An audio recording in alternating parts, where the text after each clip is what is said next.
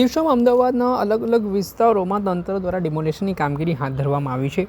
ત્યારે અમદાવાદના નરોડા વિસ્તારમાં બળિયાદેવનું જે મંદિર આવેલું છે ત્યાં તંત્રએ મોટા પાયે ડિમોલેશનની કામગીરી હાથ ધરવાની છે આગામી દિવસોમાં, અને તેને જ લઈને ત્યાં મંદિર સહિતની જે દુકાનો મકાનો આવેલા છે ત્યાંના લોકો દ્વારા રજૂઆત કરવામાં આવી રહી છે કે અત્યારે કડકડતી ઠંડી પડી રહી છે, એ તે તંત્ર દ્વારા જે જમીનો લેવા માટે જે ડિમોલેશન કરવામાં આવી રહ્યું છે તેની સામે સ્થાનિકોએ નારાજગી દર્શાવી છે. ત્યારે આ મામલાના સંદર્ભમાં કોંગ્રેસના દિગ્ગજ નેતા અને પૂર્વ કાઉન્સિલર ઓમ પ્રકાશ તિવારી મેદાને આવ્યા છે. આજે તેમણે અમદાવાદના કલેક્ટરને એક આવેદનપત્ર પાઠવ્યું છે અને લોકોને યોગ્ય વ્યવસ્થા માટેની માંગ કરી છે અને આ ડેમોલેશનની પ્રક્રિયા સામે તેમણે વાંધો વ્યક્ત કર્યો છે. આ મામલે શું કહી રહ્યા છે ઓમ પ્રકાશ તિવારી, તેમને સાંભળો.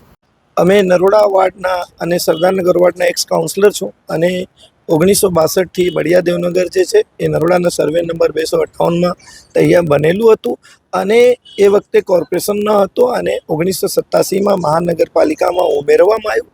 એ વખતે 1962માં ગ્રામ પંચાયત ઠરાવ કરીને એ લોકોને ગરીબ વિસ્તારના લોકોને આપ્યા હતા મકાન, અને જ્યારે 87માં કોર્પોરેશનમાં આવી ગયા, મહાનગરપાલિકામાં આવી ગયા અને 1 મહિના પહેલાં અમદાવાદ મ્યુનિસિપલ કોર્પોરેશન વિકાસ કરવા માટે નોટિસ આપવામાં આવ્યું છે કે તમે 20 દિવસમાં મકાન ખાલી કરી દો.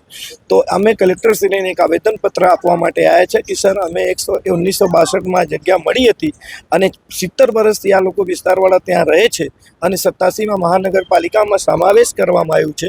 તો રોડ રસ્તામાં તોડફાડ થાય તો અમે સમજીએ, પણ રોડ રસ્તામાં નડતરરૂપ નથી. અને એક તલાવડી હતું, તલાવડી ગામતળની જમીન ગણાય, એના હિસાબે અમે નિવેદન આપવામાં આવ્યું હતું કે સર, આ લોકોને વૈકલ્પિક સુવિધામાં જમીનની બદલામાં જમીન કે મકાનની બદલામાં મકાન મળે અને પછી એ લોકોને ખસેડવામાં આવે તો સારું છે. એટલા માટે કલેક્ટરશ્રીને એક આવેદનપત્ર આપ્યો અને કલેક્ટર સાહેબે કીધું છે કે 2-4 દિવસમાં અમે રિસર્ચ કરીને, સોચીને, સમજીને અને અધિકારીઓને બોલાવીને વાત કરીને પછી તમને લેટર પત્ર વ્યવહારની માધ્યમથી જાણ કરીશું. પછી અમે એમ કહેવામાં આવ્યું કે સર, આજે કોર્પોરેશનને વિકાસ કરવાની જગ્યા છે એમાં વિકાસ કરો તો ઠીક છે, લેકિન આ તો તલાવડી હતું, તલાવડીને વિકાસ કરવા માટે તો કંઈ એવું જરૂર નથી કે જે કોઈને બેઘર કરીને કોઈને વિકાસ કરવામાં આવે. એટલે કલેક્ટર સાહેબે કીધું છે કે અમે થોડાક સમયમાં અમે 2-5-10 દિવસમાં તમને પત્ર વ્યવહારની માધ્યમથી કહીશું. જરૂર લાગશે તો તમારા ત્યાંથી કોઈને બોલાવીશું. આપે સાંભળ્યા હતા કોંગ્રેસના નેતા ઓમ પ્રકાશ તિવારી. તો આજે કોંગ્રેસના કાર્યકરો સાથે અમદાવાદ જિલ્લા કલેક્ટર કચેરીએ પહોંચ્યા હતા, જ્યાં તેમણે રજૂઆત કરી છે, ડિમોલેશન બાબતે પોતાનો વિરોધ પણ નોંધાવ્યો છે.